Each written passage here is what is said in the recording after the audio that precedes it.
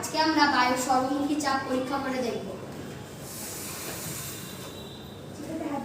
এখানে আমরা বায়ুর বোতলের ভিতরকার বায়ু টেনে নিয়েছি, তাই বায়ু চারিদিক দিয়ে চাপ দিচ্ছে।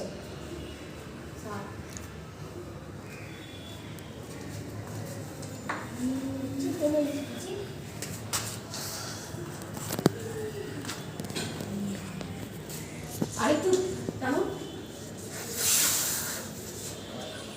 এটা কি দেখাচ্ছে ও? তাহলে দেখো এটা কেমন ছিল আর কেমন বলো। তুবড়ে গেছে। কেন তুবড়ালো বলো, তোমরা বলো।